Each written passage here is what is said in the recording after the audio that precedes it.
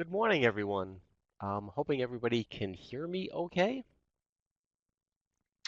My name's Dave Lowry, and I am the manager of local government records advisory services for the New York State Archives. And joining me today is my colleague Jennifer O'Neill. And Jennifer heads up our scheduling and state agency services unit. So she does the state agency side, I do the local government side. And today we're here to talk to you about records management. And now I understand that, of course, assuming all of you are from historical records repositories, and you do have familiarity with records.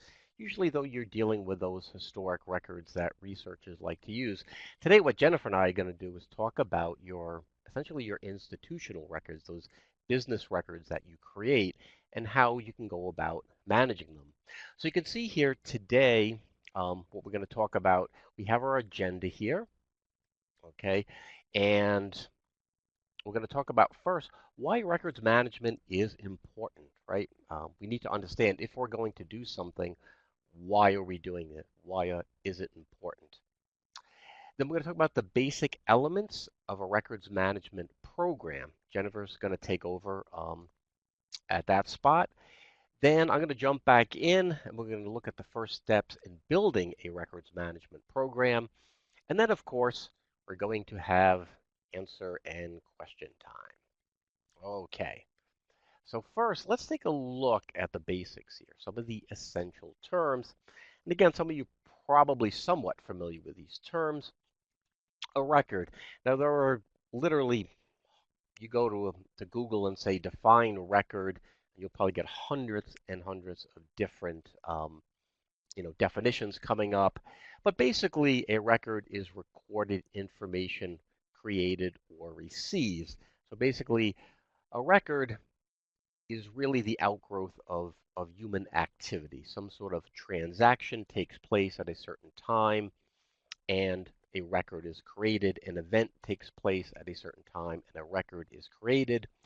And really, records should be created in what we call the normal or sometimes formal course of business. Okay, it should be created close to the time of the event, not weeks later or a year later, because then, well, that's really suspect as a record. Record series. Again, I think this is a definition you're probably somewhat familiar with. Now, records managers, we manage all records at the record series level, and a record series is a record of any like format and function that is filed together as a unit. Okay, so an example, purchase orders would be a record series, minutes would be a record series, and that is the level records managers will manage records on. Now, I know in archival institutions, again, normally you also do manage at the series level, but sometimes you'll go down to the document level or the file folder level as well. Records managers really don't do that. They just stick to the record series level. So what is records management? Records management is the control of records through the records lifecycle. And in a moment, I'm going to talk a little bit more about what the record lifecycle is. And a records manager, that is simply the person responsible for meeting records management program goals. So it's important not to confuse a records manager, say, with a records clerk. Now, in some cases, the records manager may have some clerk function. He or she may be the person doing some of the physical labor there, doing filing, refiling, boxing, stuff like that. But by and large, they're actually managing a program and helping other people manage their records. So I just talked about that records life cycle. So what exactly is it? Well, you'll see a lot of variations on the records life cycle, but the four basic steps usually are creation, active use, inactive use, and then finally disposition. So creation, of course, is, somebody sits down in front of their computer, types up a document, they have created a record. The active use of that record is what that means. The active use is that record is being referenced fairly frequently. Okay, so usually those are the records you keep in filing cabinets near you because you need to go and reference them and things like that. And usually a record, most records will remain active maybe for a year or two, and then at some point they should be taken out of that active storage area, boxed up, and put into inactive record storage. Okay, and usually what happens at that point is that record probably in most cases will never be referenced again, but you're going to be following a retention schedule, which we'll talk about in greater detail. Jennifer is going to talk to you in some detail about retention schedules in a while. So then that record stays there until its retention period is up. And then finally, we have the last part of the record's life cycle, which is finally disposition. Now, in 95% of the cases, disposition of a record means that that record will be physically destroyed. So if it's paper, it's going to go through the shredder, right? If it's electronic, it will somehow be deleted and wiped off of a computer system and will no longer be there.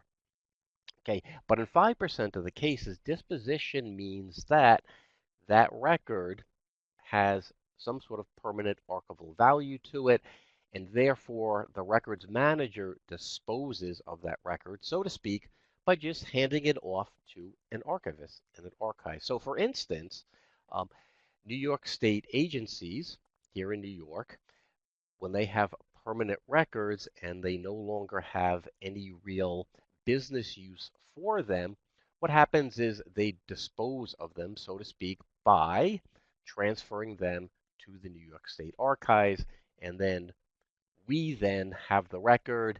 They legally signed it over to us. So in a sense, they have disposed of the record, even though that record will live on theoretically permanently. Okay, so when you can see that this is actually in this little graphic I have on the left of the screen here, you can see archival preservation is actually part of this record's life cycle because, like I said, 5% of records will have that permanent retention period and essentially will live forever. So that's part of their life cycle.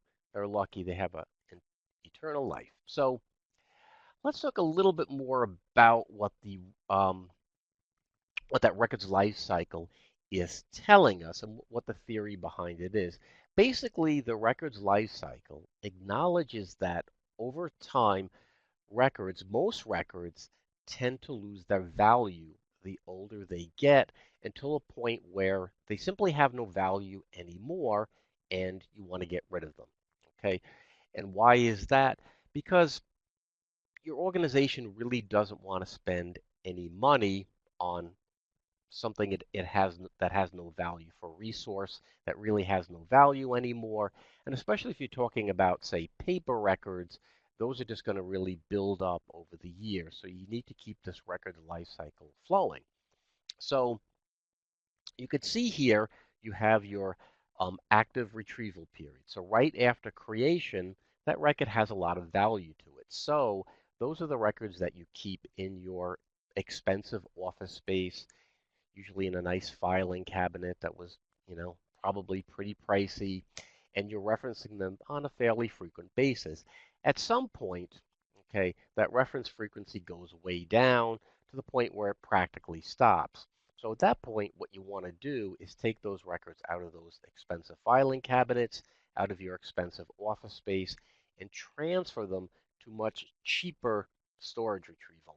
Okay, so some sort of inactive kind of warehouse space that's not going to cost you so much money to store those records, and you usually put it into a record storage box that costs, $2. You can get them for, and you label them, you put the retention period on them, and you keep them there until that retention period is over. So if you have a record with a 6-year retention period, like I said, it might only be active for 1 year, but then the law says you have to save it for 5 more years. You don't want to keep it in your active storage area, so that's when you move it. And that way, you're really saving money. And this is just one of the ways that records management, as we'll talk about as we go along, will save your institution money. Okay, so let's talk a little bit about the difference between an archive or an archival record and a basic record, because I know most of you are archivists, you're from historical records repositories, those kinds of institutions, so you have a familiarity with archives, but maybe not so much, some of you, with um, your run-of-the-mill records. And so what are the real differences between them, and between what an archivist may focus on and a records manager may focus on? First of all, the archivist, of course, okay, he's really looking at more the secondary value, so the research value of that record versus the primary value of that record. That is the value for which it was originally created, for that purpose it was originally created. Now, I'm sure many of you know the difference between secondary value and primary value, but just to give you a quick example in case some of you aren't sure what I'm talking about, if we take a well-known record series, say like United States Census records, and look at what is their primary value. Now, I'm sure many of us know that every 10 years in the United States, a enumerated census takes place, and that's because in the United States Constitution, it says there needs to be one. And the reason that is for apportionment in the House of Representatives. Each state, based on the population, gets so many representatives in Congress. So that was the reason, the primary reason why those records are created. But we all know that there is a secondary value, an historical value to them. Historians and, of course, genealogists mainly use those records to trace their family and to do historical research in them. But we have to keep in mind our founding fathers did not create and call for the creation of a census every 10 years to help out historians and genealogists. Again, they did it for representation in Congress, and that basically is the difference between a secondary value and a primary value. I hope that made sense to everybody. The archivist, okay, he's really looking at that long-term value. He's really focused on the preservation of that record long-term. The records manager, he's more focused on retention and disposition. So 95% of all records that are created will have a less than permanent value to them and will someday be disposed, right? They're going to go through the shredder, or like I said, they're going to be deleted, something like that. That's what the records manager focuses on. The archivist normally focuses on the researcher. So that is somebody usually coming from outside the institution to do research in records, although obviously sometimes they do help people within their own institution. The records manager, though, really is almost exclusively focused on staff. Okay, he's managing those records for the use of the institution, the daily use of the people who work for that organization. And finally, both obviously are focused on access. Okay, so now let's take a look at what records management actually is. So records management pertains to all records regardless of format. So it does not matter whether that record is paper, whether it's electronic, whether it's microfilm, whether we're talking about social media, whether we're talking about email. The records manager must be involved in that and manage those records regardless of what format or medium they are in. Okay? Records management has to occur throughout the records life cycle. So that does not mean that once the active use, the active value of those records is over, that the records manager can just toss them in a box and forget about them. Those records still need to be managed. Okay? And this last point is very important. Records management involves a lot more than just a records manager. What I always like to point out to people is when you look at that title, records management, that job title, I always think the manager part is actually even a bit more important than the records part because what that manager is doing is he's managing a program, and a very important component of that program is to get the cooperation of everybody in that organization, that institution, to cooperate with him because if not, he really can't make that program run well. So that's one of the things the records manager needs to do. So now we're going to talk about why records management is essential. Okay, so what I'm going to do is I'm going to talk about each one of these in a little bit more detail. Okay, so we're going to talk about compliance, um, protecting the records themselves because they are a really valuable asset to an institution. Um, Risk reduction. Okay, a good records management program will greatly reduce your risk, and we'll talk about how. Um, it's going to promote institutional accountability. And finally, a really important one, in the long run, it's going to save you time and money having a good records management program. So let's take a look first at legal compliance. Okay, so what this does, what a good records management program is going to do, is ensure compliance with federal, state, and perhaps even local laws. So just to give you an example, there are things we all have to comply with. So employment laws, okay, your institution employs people, obviously. There are employment laws that govern those employees, their rights, your responsibilities to them, and records help you prove that you are complying with these state and federal laws. There are safety regulations out there, right? OSHA puts out safety regulations. The state may, and again, even sometimes localities have certain safety regulations that you have to follow. And again, your records will help you prove that. And then there are things like HIPAA. This is something I'm sure we're all familiar with, having to do with the confidentiality of health records.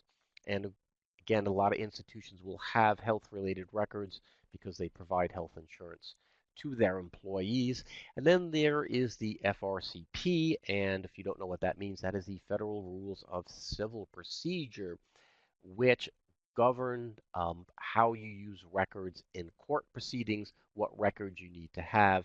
And again, in order to comply with that, you have to have these records and a good records management program. So it's going to help you ensure individual and corporate responsibility. So those are the responsibilities of the individuals to the corporate body and vice versa. And finally, ensure compliance with institutional policies. All institutions have policies that need to be followed. And again, the records is what proves that you are following your own policies and procedures.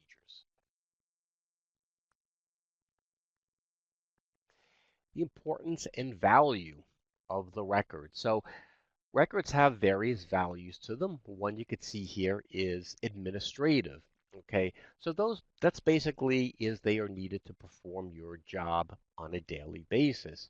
So just sit back and think a minute. If you did not have records when you went into work every day, how would you do your job? Okay, we all know it would make it very, very difficult to do. You need those records and they have administrative value.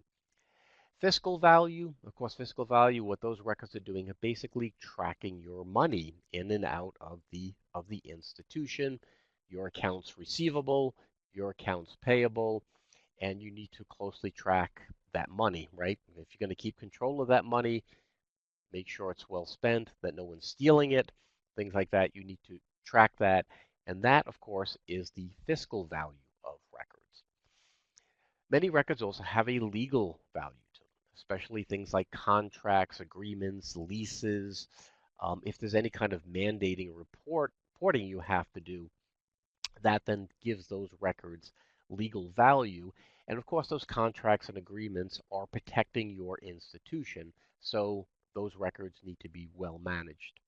And finally, as we were talking about before, and one I'm sure you're all familiar with, is that historical value, something that relates, say, to a significant event.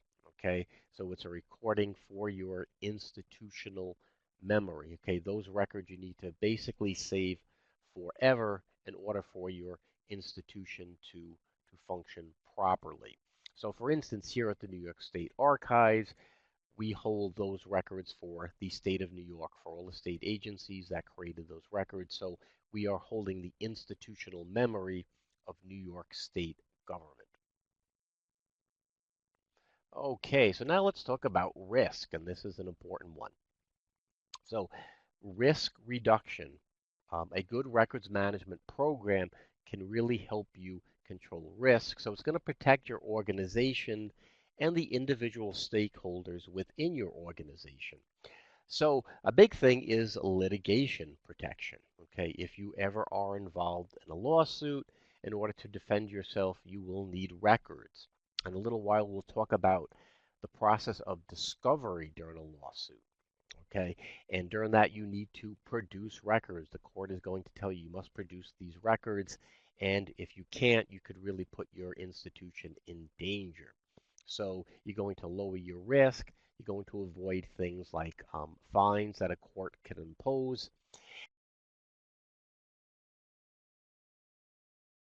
And it also improves the ability to respond to those discovery requests. Okay, if you're not well organized, you can't find your records easily. Um, you're going to waste a lot of time and money trying to find those records that the court is demanding you turn over. Okay, so let's talk about accountability. Now, here we're giving you an example of government accountability because this is something we can all relate to, right? We all come in contact with government. Um, we are all basically have to follow laws, things like that. So let's look about government accountability, but this really can apply to all different organizations, whether you're talking about the corporate world, whether you're talking about the nonprofit world, anything like that, you need to prove accountability. So documents will document government accountability, right? It's the only way to know what your government is up to. And it's going to preserve citizens' rights.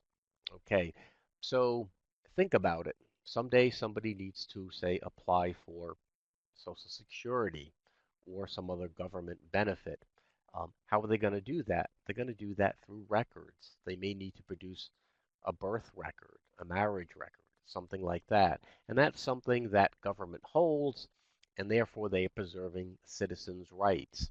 Um, if you own property, they hold your property records for you, right? So they are preserving your legal rights as a citizen.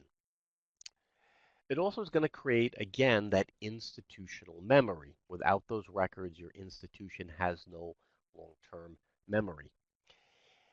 A good records management program also will help you identify those essential records, okay? So those are those records that are essential to carry out your day-to-day function. There are also records called vital records, and those are the records, again, that are vital to how your your organization operates. And if you didn't have those records, you simply couldn't do your job. So they are vital to your organization. And we do this things like for disaster management plans and ensuring business continuity. Okay, if you had a disaster where you lost records, how could you essentially keep your business going? And then finally, it preserves heritage. Okay, our history comes from records, as you all know very well. And again, we're getting back to that secondary value of the records that the records manager also does look for, and he tries to look for those very early in the records life cycle. And again, that's another important part of records management is records management will help in that identification, and it really does help the archivist in the long run. Okay, and then here's something we all like to do. We all like to save time and money. We all want to make our jobs easier, and good records management will do that. Obviously, you're going to be able to find your records much more easily, right? Because there's less to search through. So if you have that nice records life cycle going, and every year you're disposing of records you don't need anymore, you have fewer records to look through, things are easier to find. It's easy to figure out what can be disposed of. Okay, once you are well organized and you're keeping all those record series together, you know their retention periods, you can keep all those things boxed together, then it makes disposition so much easier. It's going to make it easier to manage, obviously, and improve services to your customer base, to your constituents. You can also try to give them instant access, maybe via the web, something like that, and lower costs. So if you're keeping less information, if you're keeping fewer records, that means you're going to need less space, and that less space could either be physical space, it could be server space that you have to pay for, electronic storage, reducing the volume of records, and again, it's just going to really improve and promote efficiency within your organization, which, as I said again, it's going to save you time, it's going to save you money, and it's just overall going to make your life and your job much easier. Okay, now at this point, I'm going to hand it over to Jennifer, who's going to talk about basic. Great, thanks, Dave. So I'm going to touch on each of these important program elements for getting your records management program up and running. And they include retention, storage, access, and disposition and preservation. So first we're going to take a look at retention. And as it says on the slide, retention is the foundation of a records management program. So really, it's your platform for identifying and protecting your organizational assets, which records are really important part of your organizational assets. And it's also the surest method to avoid risk and litigation. And we're going to look at those points in more detail. So, as Dave mentioned, I oversee our retention scheduling unit. So, our unit develops retention schedules for local governments and state agencies. And what a retention schedule is it does two things. So, it tells you how long you need to keep a record, and then the second thing is it tells you what should happen to that record once the retention period has been satisfied. Um, so usually it lists just a minimum retention period. You want to keep records only as long as you legally and operationally, um, as long as that is required. Um, so the minimum retention period might be 6 years. So you'll want to get rid of it after that 6 years. Can you keep it longer than 6 years? Yes, you can keep it longer than that. We don't recommend that you do that, but if you are going to deviate from the retention schedule, it's really important from a legal perspective that you document that deviation. And then the second point is, a retention schedule tells you what should happen to the records once the retention period has been met. Um, so you'll want to get rid of your obsolete records at that point, and you'll want to do it in a systematic and controlled manner. So you'll want to regularly do it, in other words. Don't just do it sporadically. And as Dave mentioned, ultimately 95% of your records will be destroyed. Only a very small percentage will actually have long-term permanent value.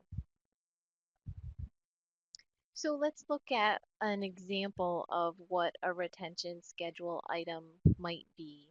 So for like building design and construction records, oftentimes a typical retention period might be destroy 3 years after the building is demolished or sold. So the 3 years would be essentially the retention period. And then you've got that trigger event for when the record becomes inactive, and that's the demolished or sold part of it. And then this retention schedule item tells you what should happen to that record. So in this case, you're going to destroy that record once the 3 years plus the trigger event has been satisfied. So how do we determine how long that retention period should be? Well, our unit, um, we have to do a lot of legal research. So we look at legal requirements. So for legal requirements, we find that statute of limitations are a really important thing to look at. Um, so those statute of limitations will tell you how long you need to keep records for minors, which is usually until the individual is 21 years of age. It will also tell you how long you should keep contracts. Usually a breach of contract can only occur up to 6 years. So the retention period is going to be 6 years for that. There are other parts of law that specifically mention retention. Dave mentioned OSHA. So OSHA, right in its statute, says that records that employers must keep employee hazardous substance exposure records for 30 years. So we really like it when we can point to a specific law or regulation that tells how long a record should be kept. Unfortunately, that doesn't occur all of the time. Um, Another big set of records that we look at are fiscal records, and ordinarily those are going to be governed by fiscal audit requirements. Um, so in the state of New York, the Office for the State Comptroller has said that for state government and local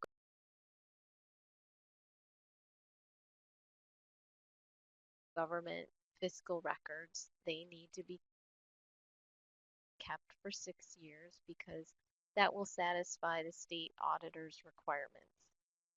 Um, for instance, for federal grant awards, the federal government wants um, organizations to keep records for 3 years. So it can vary depending on whether it's a federal or state rule. We find that the bulk of records retention periods are governed by administrative needs.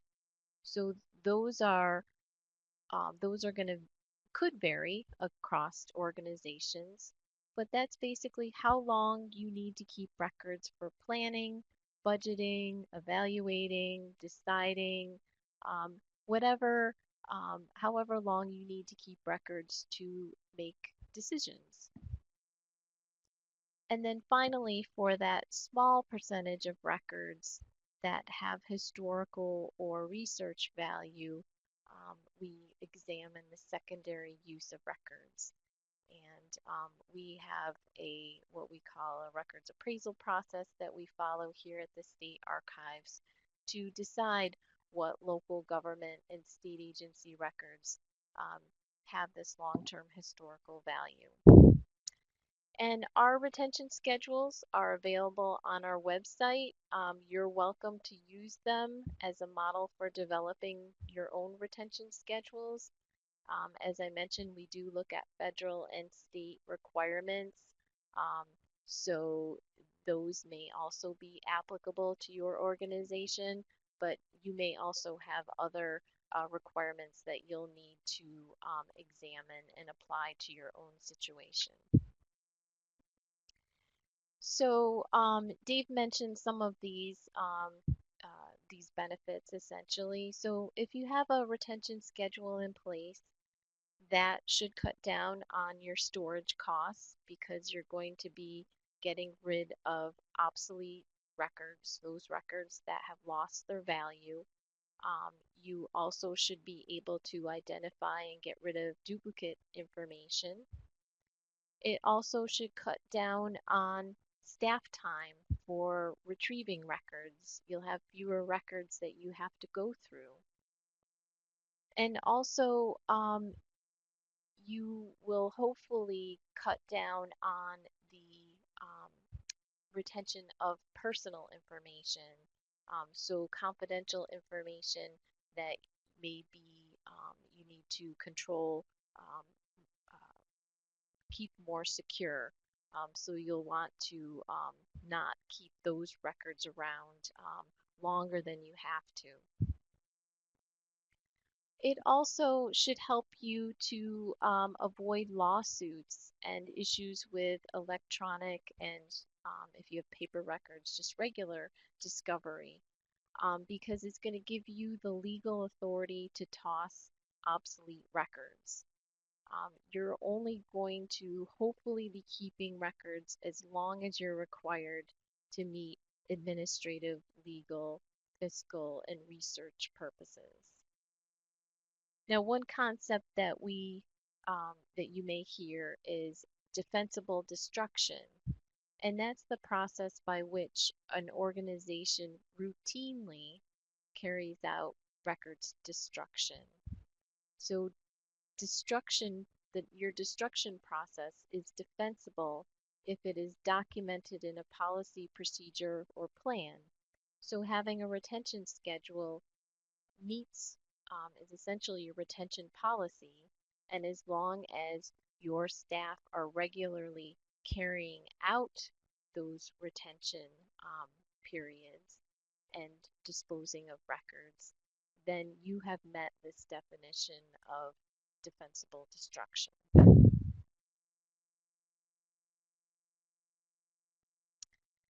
So with electronic records, we hear a lot, they don't take up a lot of space. We don't need to worry about storage. Storage is cheap. Let's just keep all of these records. And I'm right now serving on a statewide team to take a look at the New York State is going to be rolling out a human resource management system. So this is one of the few times, and hopefully this won't be the last time, that in developing a huge statewide system like this, um, they have taken records retention really seriously and are examining records retention as they develop the system. Because we found that it's very difficult to add records disposition to a system after it's already been designed and implemented, because oftentimes the data is interconnected and it's very difficult to, if you delete data from one area, it may impact other areas because of its interconnectedness. Um, so we really encourage records managers to get involved in the design and implementation of record keeping, electronic record keeping systems, or any record keeping system. So if you have too many records stored in your electronic record keeping system, it could affect your system performance, because you're having all of these records clogging up any retrieval mechanism that you need to do. Um, so you just want to be able to purge those records so you can get better system performance. You also need to consider migration costs. So in this project that I'm involved with, um, there is an existing statewide system in place that's soon to be a legacy system. And one of the things we need to consider is what information do we need to carry over from that old system into the new system? And obviously that's going to have a cost, because some programmer is going to have to reprogram the information and extract it from the old system and add it to the new one. So you need to consider migration costs. And you'll need to consider them too once your new system becomes old. What are you going to do with those records? How are you going to carry them over to the next system? And any records that you have in a record keeping system, you are liable for, and you are required to produce them if you get a legal discovery request.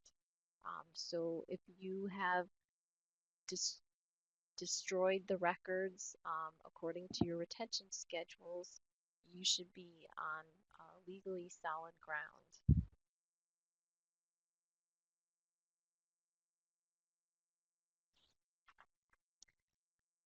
So it's a good thing to calculate what the retention period is going to be and put that date very clearly on your boxes, particularly if you have an inactive record storage area. If you have these dates clearly on the boxes, it makes it very easy to pull those boxes and destroy them when the retention period is up.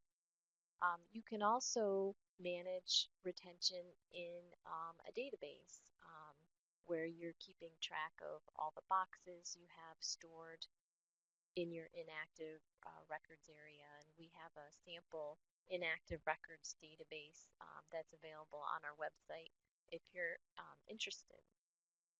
And then kind of the holy grail of managing records disposition is if you have an electronic content management system. And electronic content management systems have a records management application that allows you to plug in your retention period, and it will manage essentially your retention automatically. Um, Content management systems are great. They're expensive though, and probably most practical for larger institutions. Another thing that I've seen agencies and local governments do is they will schedule a day or a period of time in which they carry out an annual disposition. Oftentimes that's early January because retention events usually are the end of the calendar year, but you may also find that they're on some sort of other schedule, like end of the fiscal year, which might be early April, might be a busy time for you. Another way to facilitate retention is oftentimes institutions will create what are called office retention schedules, and those basically list only those records that apply, or only those retention schedules that apply to a particular unit or department. So oftentimes, like our retention schedules are a couple hundred pages long. A unit might not want to wade through 200 pages of retention schedule items, many of which they don't even manage. So having this office schedule makes it really easy for a unit to just focus on those records they're responsible for managing. And oftentimes they can use terminology that they're more familiar with. Um, so for instance, they might call a particular record series by a form number instead of the terminology that's used in the retention schedule. And another critical thing to implementing retention is to make sure that staff are trained on using retention schedules and that they understand what the accurate or correct retention period is. Too often, we we visit with state agencies and local governments, and we are told, well, we heard that we're supposed to keep these records 7 years, but when we look into it, we can't find any retention schedules that actually say that they're supposed to keep records 7 years. This has just been a rumor that has been passed down from one staff person to another. So it's really important to make sure that staff are aware of the correct retention schedule period for those records. So next we're going to talk about storage, making sure that records are secure, well organized, and the storage area is environmentally stable. So I think security is, I think everyone understands that records need to be kept secure. Um, Locked doors and locked windows are probably the most basic approach to ensuring security for both paper but also for electronic records. You may have electronic media or just office computers that might have sensitive information that should be kept in a locked environment. You'll want to limit access to your records storage areas.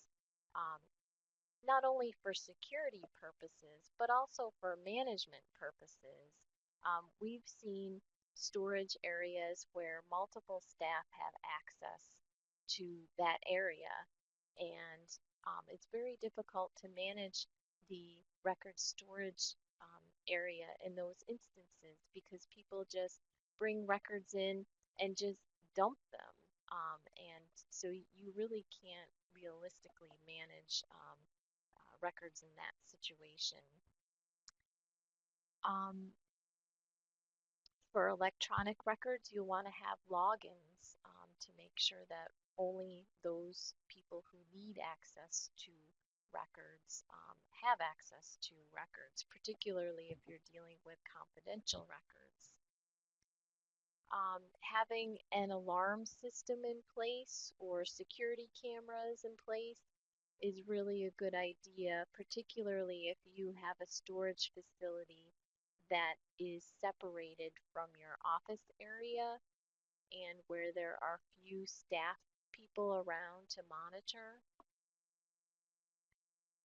Putting in sprinkler systems or smoke detectors is is really important as well. Um, it's better to have wet records than to have burned records. Wet records can be salvaged, burned ones, not so much. And use of fire resistant materials. So this could be using special building construction methods. You'll want to look at your local building code for more information about that. But also, there are fireproof vaults that institutions use. Keep in mind that those are expensive and usually reserved for only the most important records that you have, and they have a limited time in which they will protect records. So just keep that in mind as well. Oftentimes after a fire, you can't get to that storage area for a period of time, and if it's too long, even those records in a fire-resistant vault will not be in one piece.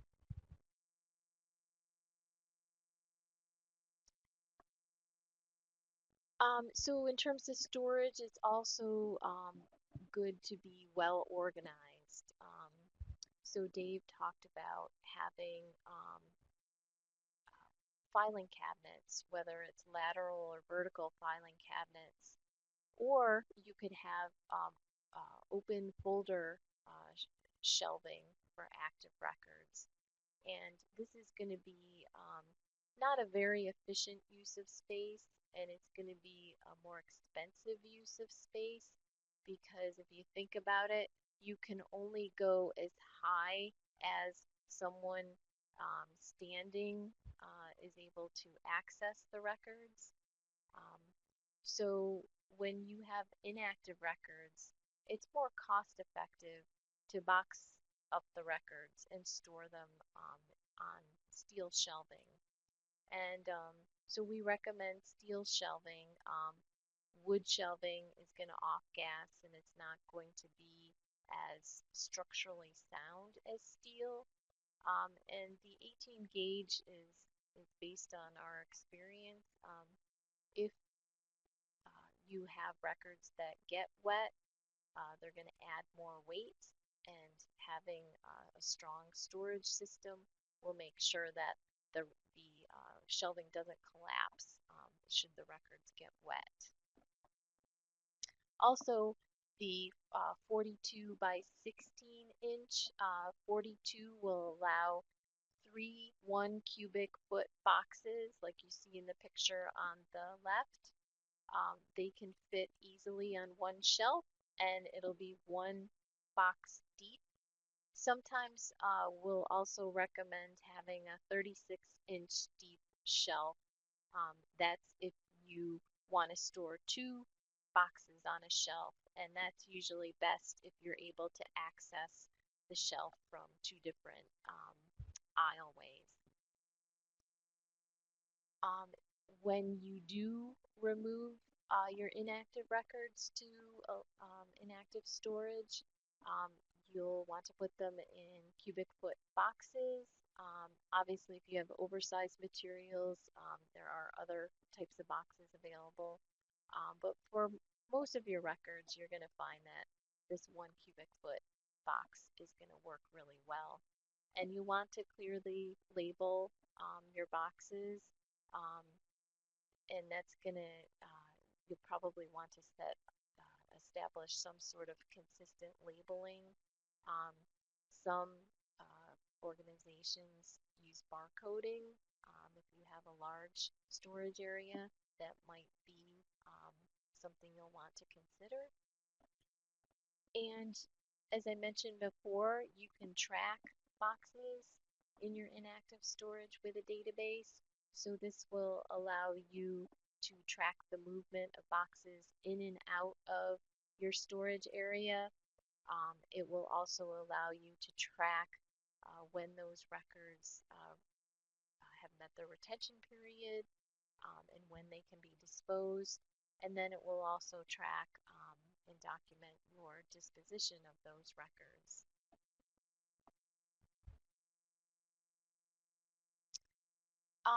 It's important to also consider the environment in which the records are stored. I think too often it's been our experience that people want to store records in the attic or the basement, and those are probably the two areas where the environment in a building is probably the worst. Um, so I think the key here is you want to make sure that there isn't a lot of fluctuation in temperature or humidity. For temperature, we recommend between 65 and 72 degrees. Um, if you have film or other types of media like that, they prefer a colder climate. So if you can go a little colder, that's great. This 65 to 72 degrees also allows for humans to have a comfortable temperature as well. Um, a relative humidity between 40 and 55%. We also recommend that you have good air circulation. Often institutions will implement an HVAC system, which is heating, ventilation, and air conditioning system. Having good circulation mitigates having mold occur.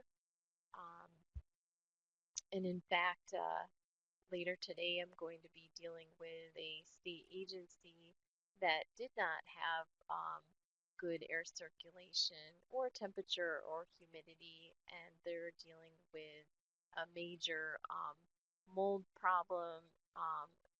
And to make matters worse, their water pipes that were leaking that caused the mold problem, were wrapped with asbestos, so they have asbestos issues as well.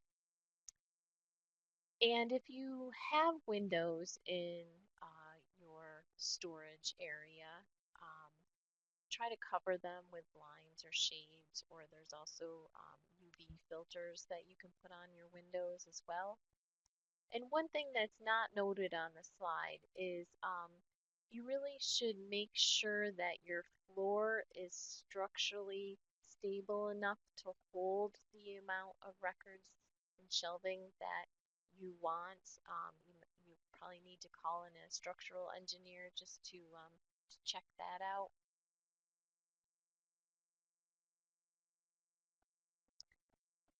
So in terms of access, a good rule of thumb is that you should be able to retrieve a record within 3 minutes.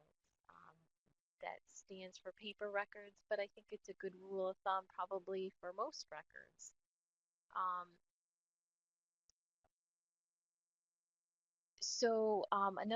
another important thing is to make sure that you keep an up-to-date inventory that includes the location of your records. And this is really one of the first steps that we recommend that any organization undertake is to do an inventory so you know what records you have and where they're stored. You'll want to take a look at um, around your office area. You may have some off-site storage locations of records. Um, Keep in mind your electronic records. Are they look at what PCs they might be stored on? Are they stored? Do you have a local area network? Um, so you'll want to gather basic information about these records, including the title and a brief description of your record series, uh, what department is responsible for maintaining these records, what legal requirements mandate the creation of these records, what is the retention period, and what should the ultimate disposition of these records be? Are these vital or essential records? Are there confidentiality concerns with these records? Um, and you can add as much other information as you like. And then it's important to establish a clear and easy to use filing system. So after you've done the inventory, you'll have a better idea of what records you have and being able to figure out what the appropriate file arrangement should be. And oftentimes it's important to look at how the records are requested to figure out the best way of organizing records. Should they be organized by subject, by the name of the individual, by the title, or if it's like a case file, by the case number? Should these records be managed alphabetically, by subject, in numerical order, chronological order, or some combination of both? Um, And it's also important to set up some file naming conventions so that everyone's on the same page. You'll find that for certain records, you want to create an index. So you'll want to establish some sort of controlled vocabulary, or we have what we call a master list of subject terms that we have available on our website for school districts and municipalities who are indexing their minutes. Um, in terms of vital records and student records, there's multiple ways of searching those records. So um, you may organize them one way, but you need to retrieve them another way, and that's where an index can come in handy. You may also want to reformat some paper records into digital images to facilitate access. And a good rule of thumb is to consider this in cases where there are multiple users who are trying to access these records at the same time. And oftentimes, those people might be in multiple locations. Too often, we see people or hear from people who want to digitize everything, and that is a costly and not often necessary proposition. So carefully consider whether you really do need to reformat records. So here's an example of a file plan. Um, so when you've done the inventory, that will help you to identify what the major functions of your organization are. You could also set up your file structure based on the departments you have, but this function-based approach is really more ideal for electronic records where you have information sharing across departments. So if you can use the functional approach, that's going to be the better approach. And those functions or departments can become your headings. So you'll see in this example, administrative is your function or it could be your department, and it's going to be your high level heading. And then next you want to um, organize your hierarchy by activity or subactivity and transaction. And these are going to be your subheadings. So in this example, you see that agreements is your activity or transaction. And then finally, at the lowest level, you have your record series. Um, and the key is to make this as simple as possible and not too deep. Um, this this one is 3, and that's a really good ideal degree of levels for these file plans.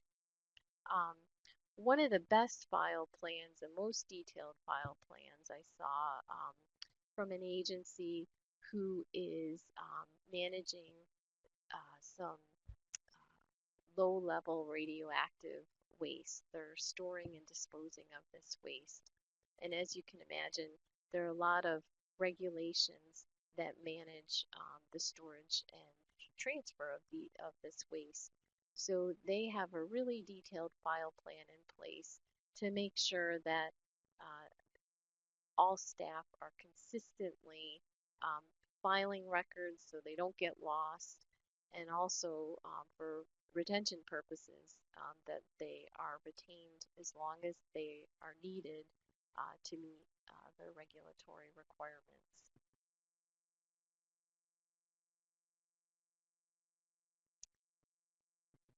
So continuing on with access, it's important to particularly with electronic records, to give files clear, logical names. Often, electronic files are in a central location and used by multiple people, so it makes it even more important to have um, names that everyone can easily identify and use for filing. We talked about creating a series of folders and subfolders. You can use that file plan. You can apply right to folders and subfolders here. Um, Oftentimes with electronic records, search tools are going to be even more important than organizing by folders and subfolders. I've seen instances recently where people have really not had a very deep um, file plan or hierarchy, and instead they've relied more on the search tools than organizing the records to be able to retrieve records, and that's entirely doable with electronic records more so than paper. You may find that you'll need to add metadata to the file, and metadata is essentially index terms. You can think of it as um, keep in mind that the more metadata or index fields that you add, that's going to up the cost because it's going to be need to be keyed in somehow. So you'll want to really carefully consider what fields are going to be necessary. And then finally, um, implementing a content management system is really the ideal or the ultimate level of filing and access. And as I mentioned before, these content management systems will allow you in most cases to manage your retention automatically, which is really helpful. So next, let's talk about disposition. So it's really important to always document all records destruction. This falls into what we talked about before, the defensible destruction. So we have developed a sample disposition form here at the archives, and we can make that available to you. It's actually in one of our publications. And basically, we the fields that we have on it include record series, the dates of the records, which is important to know so you know when you can dispose of the records, what is the retention schedule item, and then what is the retention.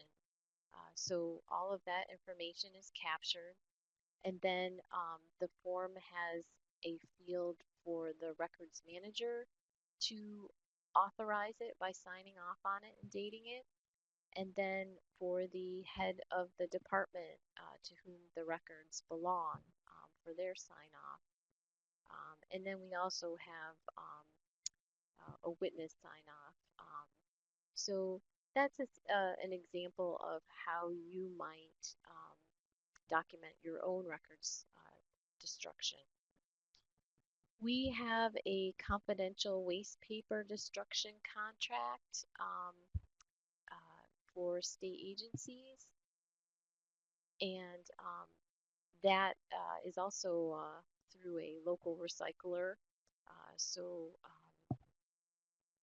And as part of that contract, we one of the agencies involved is the New York State Taxation and Finance Department, and they need to shred paper to federal IRS standards. So we have really fine shredding standards associated with that contract, but they uh, they manage or can destroy confidential records, and they do that by picking up records from agencies or our inactive storage facility, and they take it and confidentially and securely destroy it at their own facility.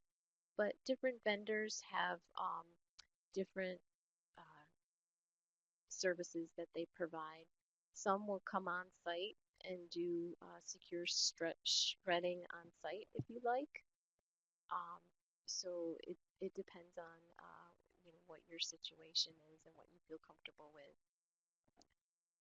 In terms of electronic records, I think everyone now knows that when you hit the delete button, um, the file is not actually deleted from your hard drive. It basically just removes that pointer in your directory.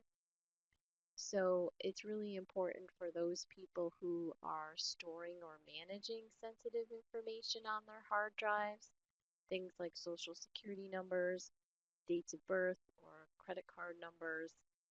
It's really important for those users to really be diligent about really destroying records, electronic records on their computer before they uh, get rid of their computers, whether it's giving it to someone else or just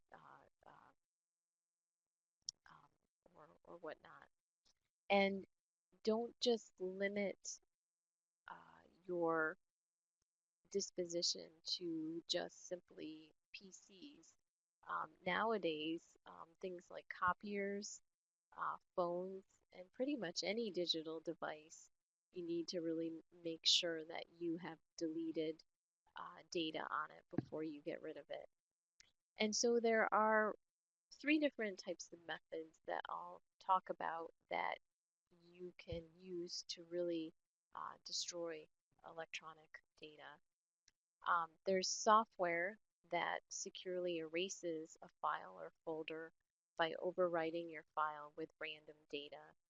And there is a federal Department of Defense standard that basically has, if you overwrite things 3 times, it is effectively destroyed. Um, I think I've seen commentary that 3 passes is really above and beyond what needs to be done. That 1 pass should probably be sufficient for most people's purposes. There's also degaussing, which basically you can think of it as a really powerful magnet, basically demagnetizes the data that you have stored on magnetic media. So it effectively destroys the data. And then you could also physically destroy removable data, or you can remove your hard drive and have your hard drive be physically destroyed. That's another method. So next we're going to talk about preservation. And most of you who manage archival repositories, a lot of this should be familiar to you. So permanent records should be created on a stable medium. And as Dave has mentioned, a records manager should be involved in uh, records from the creation stage. So if you are able to help your colleagues in identifying permanent records from their creation, you can make sure that they're using stable medium. So you may be familiar with an ANSI, American Standards Institute standard for permanent record or permanent paper. And basically it says that you should use acid-free paper and one with cotton or rag content versus wood-based pulp. Um, in terms of electronic records, we advise that you use non-proprietary or non-vendor specific formats when when you're able to. And also, we don't advise that you use electronic media like CDs, DVDs, or tape as really a long-term storage media. Those have limited lifespans and really should be used for short-term storage or transfer of records from um, one electronic device to another. It's important to have climate control in place for your storage areas, particularly with archival records involved. And this really hit home for us recently. Um, we obtained a, a few, a large quantity, I'll say, of court records from New York City. They had been stored in New York City for 170 years in an environment that had really no environmental controls in place. It was in the upper floor of a building, so it went through many seasons of changes in temperature and humidity. And as a result, the records were really in fragile, really fragile state. Um, Back in 1982, we received records, court records from the same vintage. They were essentially the same records. They just had been stored in better environmental conditions. Um, they had been stored in various spots for over 100 years in court buildings in Albany. And then they had been stored essentially with us for the past 37 years. And if you compare the two records, you can see the difference that proper environmental conditions has on paper.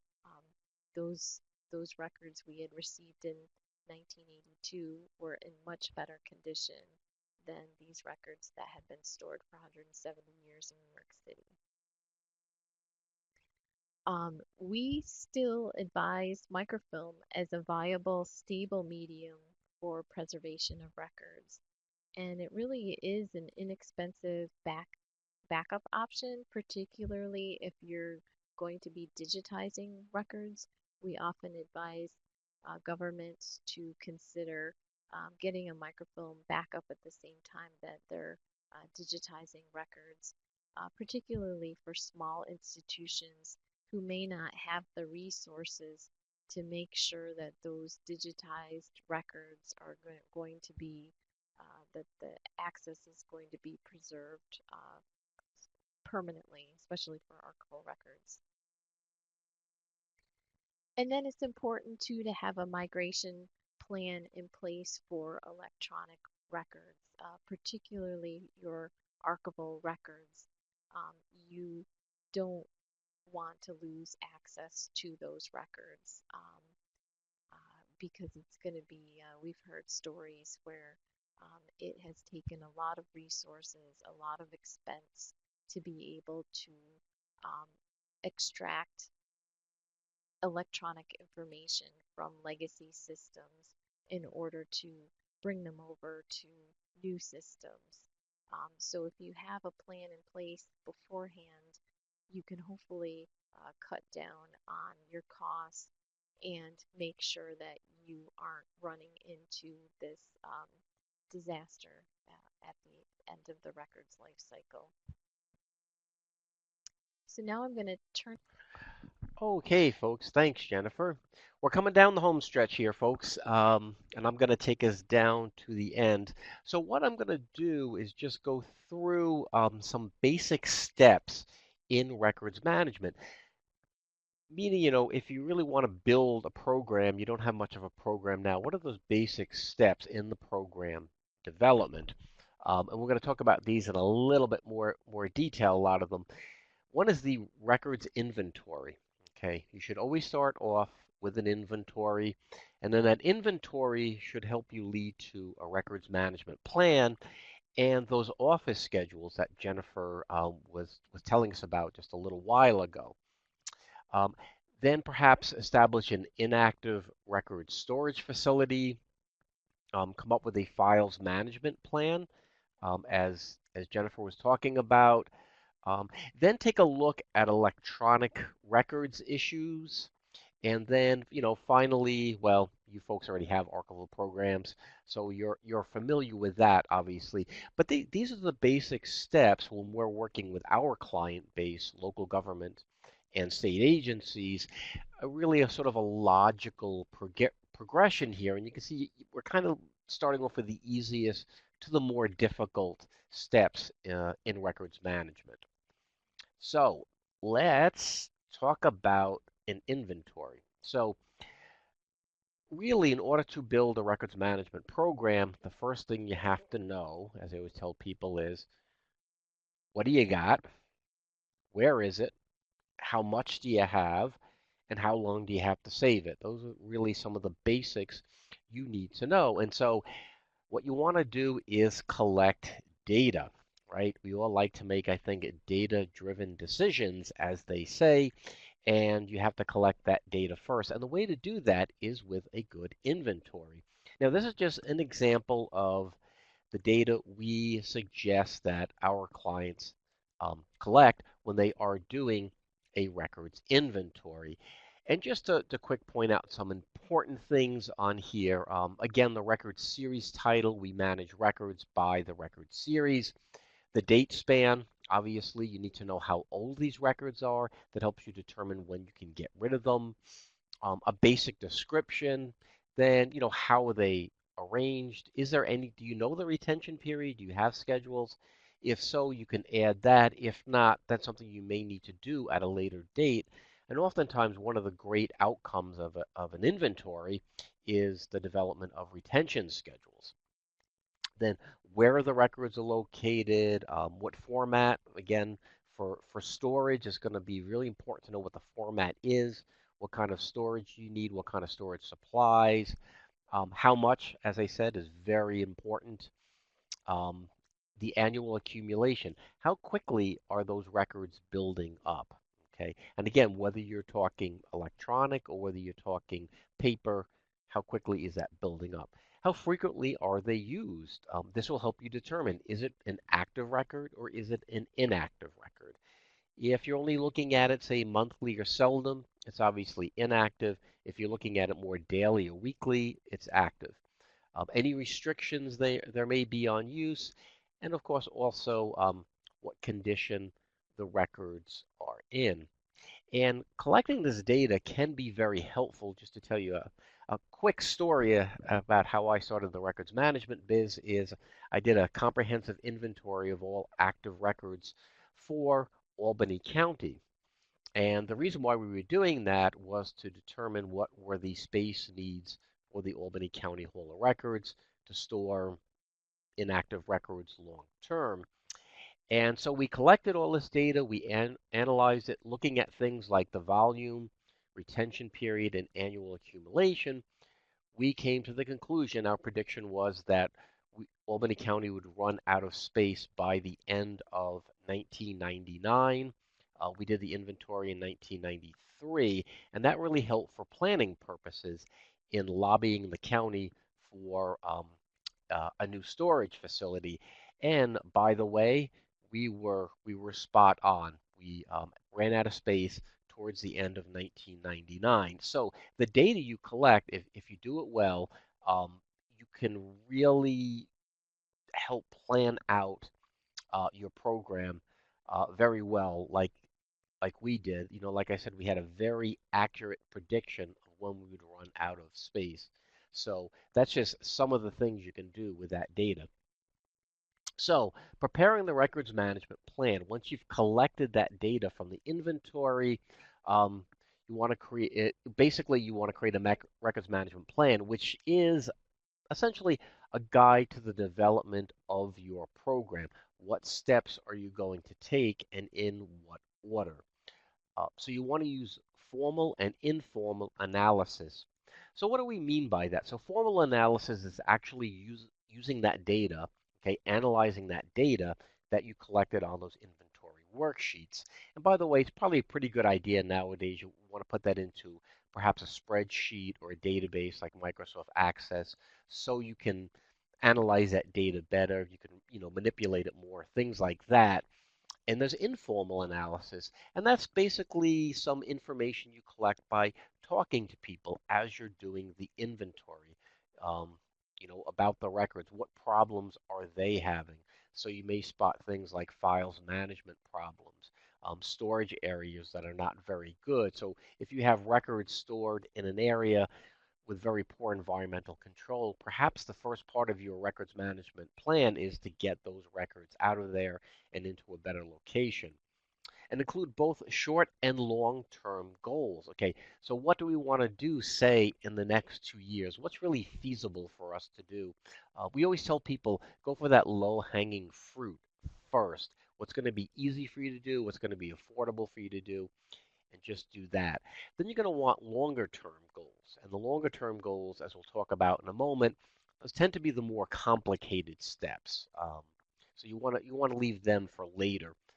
Uh, you may want to focus on one area or organization wide. And I think this really should be determined by how large is your organization. If you're fairly small, you might just want to focus organization wide. Obviously, if you come from a fairly big institution, you might want to go area by area, department by department, etc. And you want to use it to keep your program development on track. Frequently go back and refer to this records management plan, I'm sorry, for your program development and say, hey, how are we doing? Do we need to revise anything here? Are we on track? Are there some things we put on here that perhaps aren't all that feasible for us to do? So this is just a sample and, just sort of very simple outline of what a records management plan might look like. So year one could be set up a record storage area. Something like that's relatively easy. Then year two may be to digitize frequently used records, say maybe starting with payroll records if you use those a lot. And you think, well, here's a good record series to digitize because we reference these frequently and we have difficulty getting the data we need in paper format. And then finally, creating a plan for managing email, which can get quite complicated. So you can see here, we saved email for last, okay, because that's going to be a kind of a hard nut to crack as far as our records management program goes. So putting it all together, policies and procedures. Okay. I'm a big fan of policies and procedures because it really is a way to institutionalize your records management program. What Jennifer and I have seen with local governments and state agencies is oftentimes they may have good programs because there is somebody in that organization who steps up, they're a leader, they have a good records management program going, but they never document anything. There's no policies, there's no procedures. They leave and kaplunk, everything just falls apart, and their record situation could be a mess within a few years. To avoid that, or at least try to avoid that, uh, document every aspect of your records management program. So just quick, and I'm sure most of you probably know this, the difference between a policy and a procedure. The policy is the what. It's that general rule you want to follow. And then the procedure is how do you actually reach that policy? And oftentimes this can be very detailed step by step on how you undertake those procedures. So, for example, the policy may be that all of our institutional records shall be stored securely and safely. But exactly what does that mean? You then draw that out in the procedure part of your policy manual.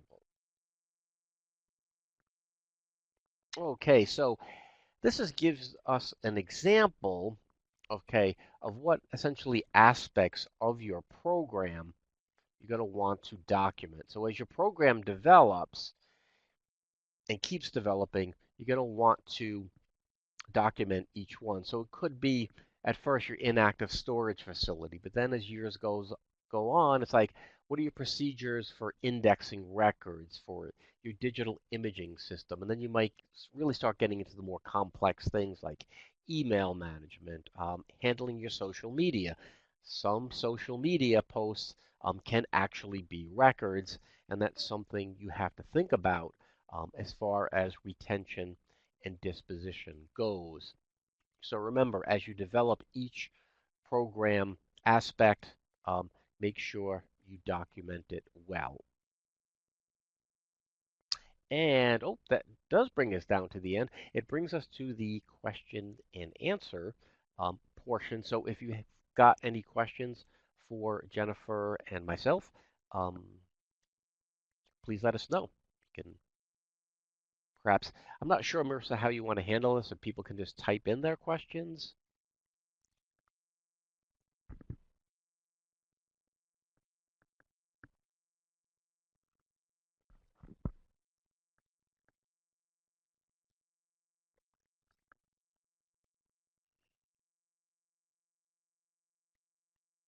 Okay, we have somebody typing right now. Looks like getting ready to ask a question.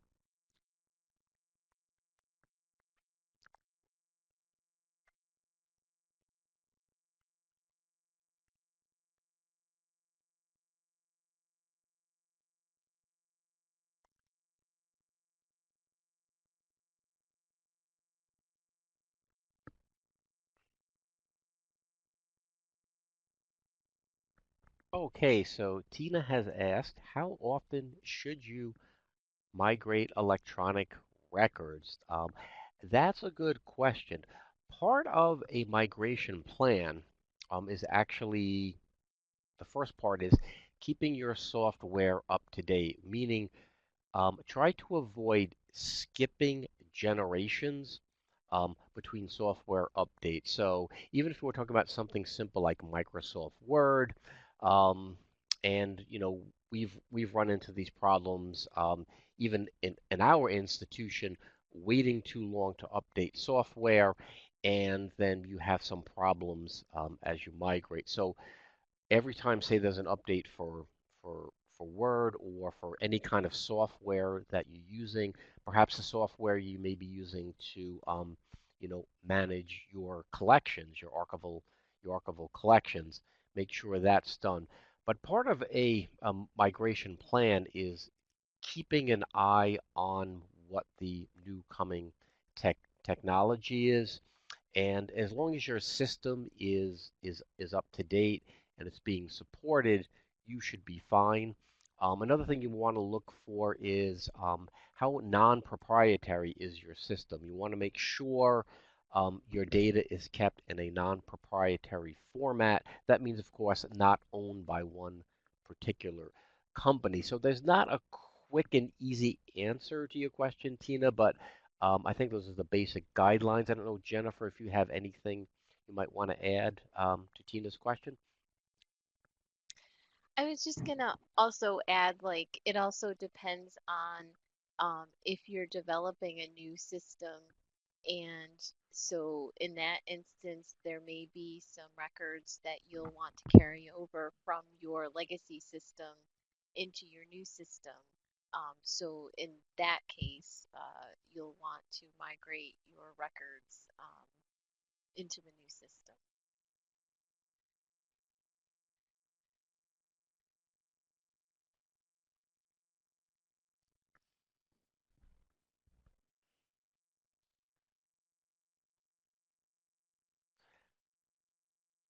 So Stacy wants to know, is there a generic template for a model records management plan?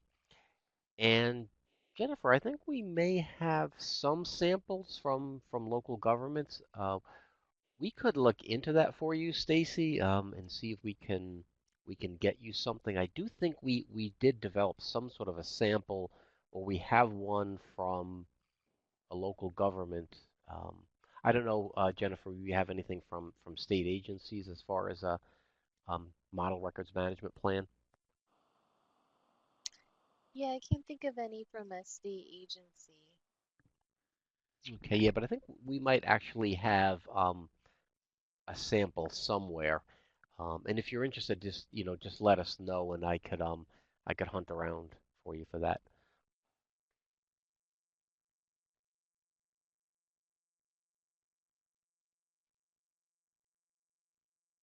Okay, we'll just wait a few more minutes, see if anybody else may have any questions.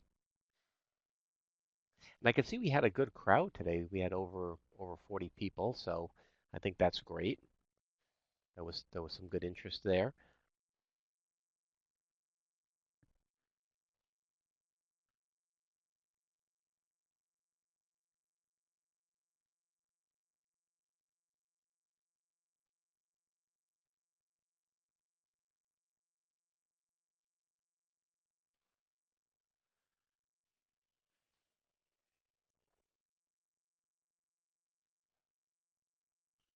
Okay, looks like somebody else is typing.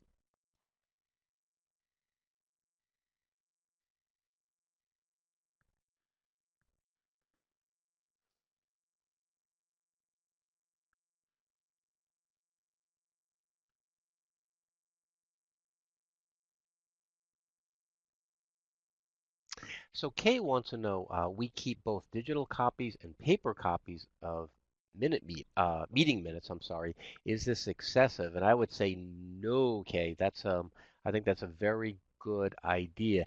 Now, by law, okay, at least I know with state agencies and local governments, once you have digitized a record, you can legally dispose of the originals. But I've always told people, meeting minutes are like such an important foundational record to any organization that I would always keep the paper copy and keep that safe and use the digital copy for easy access. So no, okay, I don't think that's excessive. I think it's actually a very good idea.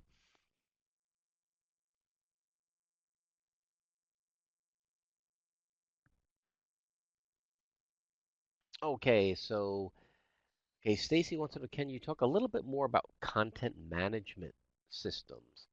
Okay, so the theory behind a content management system, now, just to back up a little bit, there's two types of data. Okay, we have structured data and unstructured data. Now, structured data is data that you have in an actual system that would be in a database form. So, of course, if you ever looked at the tables behind a database, you can see everything has a very nice structure. They're in labeled fields and columns. But then there's all that unstructured data, and that is all that I usually call it flotsam and jetsam, floating around on people's hard drives and on your network. So your Microsoft Word documents, various PDFs, Excel spreadsheets, sorry, um, stuff like that. So basically, what a content management system is going to do for you is provide structure for that unstructured data. So it's a large repository, basically a big database where you can pull in all those electronic records.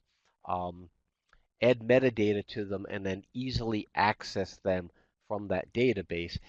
And they have various modules to them. So, digital imaging is one of the big ones about content management systems. Um, but also, a really great part of it is what we call an RMA, or a records management application, that helps you apply your retention schedules to those records so it can actually alert you when records should be disposed of, things like that. And then they have other things like they usually have workflow components to them. They have things like electronic forms, so people can fill out forms electronically and they stay right within the system.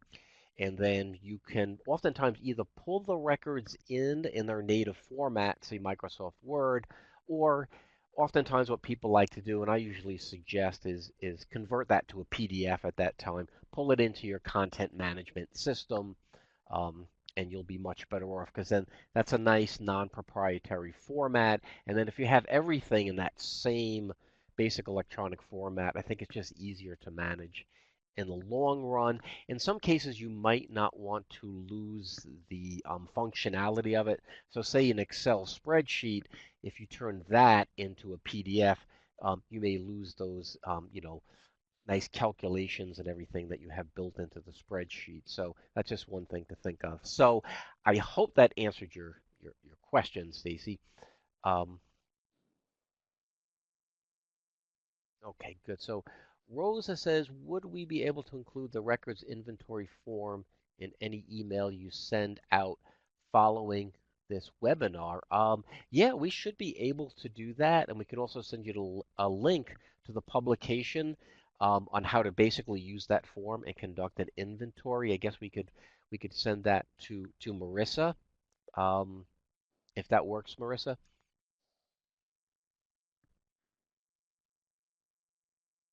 Okay, good, good. So we will do that then.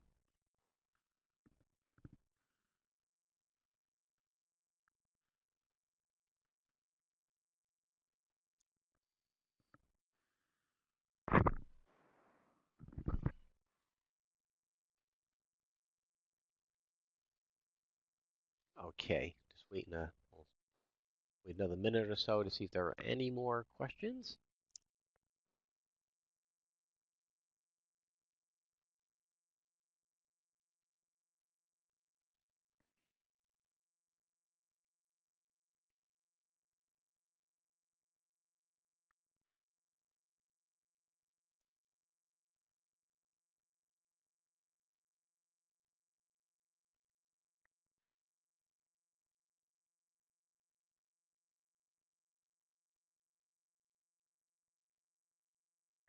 Okay, folks, so it looks like there are no more questions coming. So I really hope everybody found this information useful today. And thank you very much for attending. I see Marissa is typing now, so just hold on one more moment here.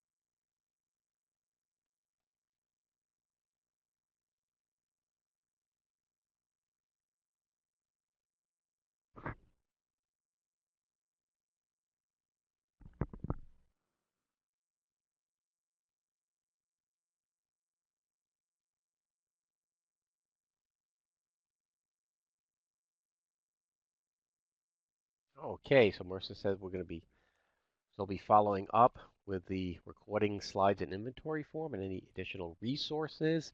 So it looks like we are done for the day. And like I said, I really hope that you got some useful information out of this webinar today.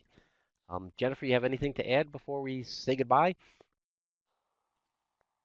No, thank you everyone for coming. And if you have any questions, we're available to answer them. You can just send word through Marissa, and I'm sure she can pass it on. Okay, great. And lots of people are saying thank you. So, um, Jennifer, apparently we did a good job. So, okay. Bye, everybody.